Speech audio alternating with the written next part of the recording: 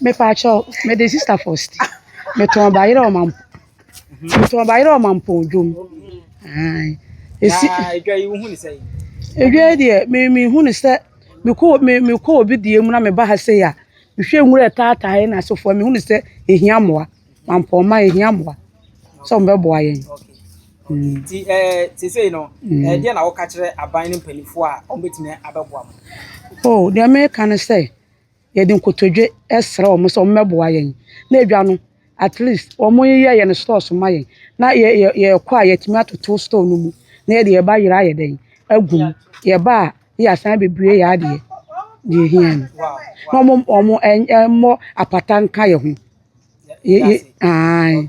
Okay, ti ebusia ha ye ne ye maame mu na eguzu edi enkomwa na omo so atimi a kire omadwene kakra de afa mampon dwa no ho edwa no eye edwa sebe eye kama pa nanso ohwe se de structure se wo ha na ebusia ensem fata nti ye hwe ne ye maame edi nkomo na ono so ene ya bonkomo akra edwa no atofo so animu sa nti percent edwa no kwanka edi ni mienu ka mo be sisi store dan no mayanya aya mampon dwa no aden kare pepa ne se ke be di dwa no kwasiada ene efe ne se wukuada nanka sika because ye ton na sika bia ni yensam yo efiri okoso be di sika saa kopem se ye meje ye me ko school wahu nti se ye hia dwa no ka epanimienu kwasiada ene ukuada nanka ene kalosofo no nanka ya kan bom nanka dwa no aye kama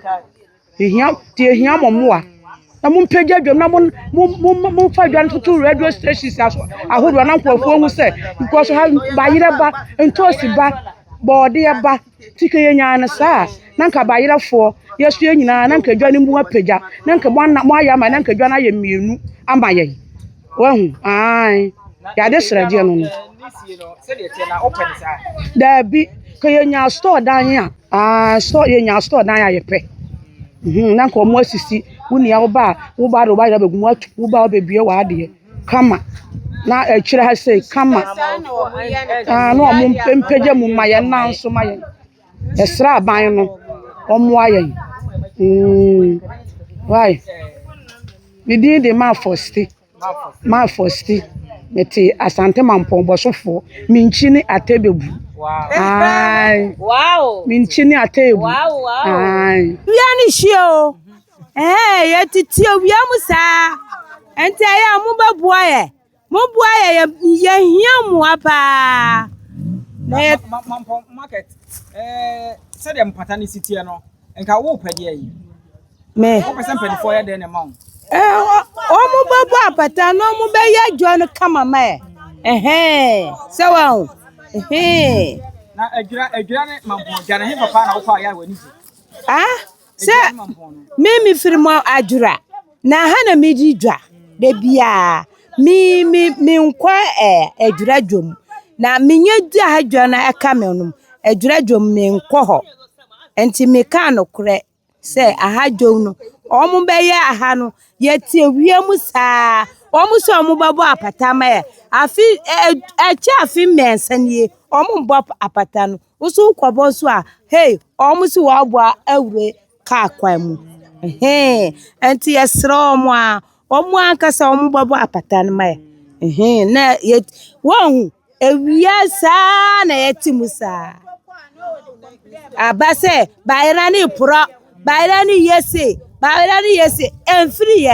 enfri ewia no ya ba ewia mu se ya na edigu se won enti ehia mu a ebusia nti makajo se asante mampon edware mu ana ye wo ene eye benada etena ena edwa kese no ewo ho na se de ye maame mu eka no omu kiremu dia na chese omu hia empata hodo ye be kiremu kwa de na ye se edwa no kwa nke ye no foforo de ama omu a enka omu pepa isan se omade ton de omade ba no sebe nkrofo beto a na omo chese na apro asai ayesei ensem bebere na nkrofo eka enso anwa mo fort awia na hye omo eka ho bi ena masa na ema nyina atimi eba sa nti no omo sere mpanifo se ebe ya ekwan bi a ebetimi afa so na ya boa ma omo so dwumadie no atimi akona ni bia no yenye na yemfa emu omo dendendenden e wa hadon Oba penny, yes, so I need you, your palm chow. I buy penny for my boy at Asante Mampo market in your one. Ye ni baby tea, ye done and yakra, my boy. Mama boy ni dwane nsipi mampo age di pass ye market na enkoye ya sremo mama boy ya ni ama me no mama boy mi nua no watermelon fo ye ni ba bite watermelon fo ya sremo ye hia mo a mama boy aha watermelon fo no and am for so na wa ni mo no ye nyina ye nya ba bi ntina ye sremo a mama boy ya wi watermelon for esremu mama boy aban esro ye papa mahama esra be boy ateche ye ni ba bi te ewiase na so ehwa ketewa we ewiase de ni tim mama esika ni dwa ye ma aban de esika ni dwa ma bo watermelon for ho chire wo so ba mama wa ba mama ye ni de ma ye hunu so nyata mo ka no kwa Bosia no mo family na ready. Ya fa ya di na ya ready. Enkopo kitenkete ne so ye twen. Emra, ne nyina ye nya adwumanye. E se ya wie school titifie nya adwumanye. Ye nya bi so so ya beto ma ye se ya bibi adi. E to ye jori ye ma ya da hunu nyina ye beto ma ye market na ma adwuma na ye da akoso. Ye hia sika youth no. Youth ne to ma wo, youth ne to ma wo. Ti era wa ba be ye wadwuma. Be ye wadwuma. Bayawajuma, ya do this how ya accent man. Yawajuma, ya do the yamin slow. So I do ya one answer by your day. See, I chance a man for joy and come. Yeah, Cramampo. Yes, you are quite a dear ma. Honorable Francis Tamakohine. Ye papa. Ya te won kai obi awukobia yesu eduwati. Etu aba so ni be hwe mampodwai mu. Na ye no bo na mampodwai enyi koso na nya kama. Roba for say we bia dina ntosufo. Ye hia sika loan. Mo mwa ye. Ejani se asiba kuni na ye kakasi buedie. Enya de yesre aban. Ye kwotodwo wo fam.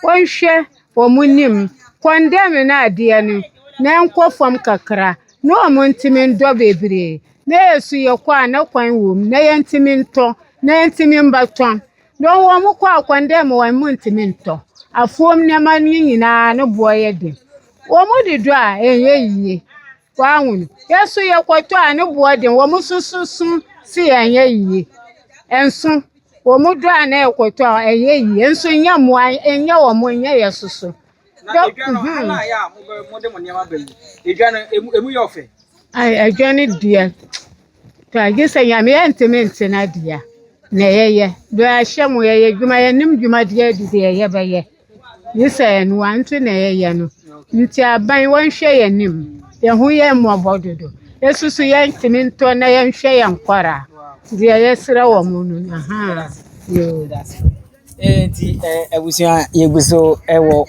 mampon market ya na daso ewo no maka kire se ye pese etwa emfumi kakra ema empanifo hu se de mampon dwa no esitie nti ene eye benada ade eche ama kese ne wukuada atimi aba ama edwa no atimi akoso pa na wo hwe se de bayire etata ha ne ade de a ebusia enye easy but mampon no krokese edwa no nheda enkoye omusun apata ho bebre omusun pata omo chese pata baby omo ye adwuma no ense emfata nti ebe ya ampanifo emeboa omo kakra aha wama condemn ne bibia afuom dwuma no normal no aduro no ne nyina enkofom na kuyefuo wantimi ndo sesi afesi de wotimi ndo kadu sesi a ekwanan na otimi dua wantimi ye do aduro no boode wode normal ne ba wantimi nton nti aban woda wuruma wanhwe makuyefuo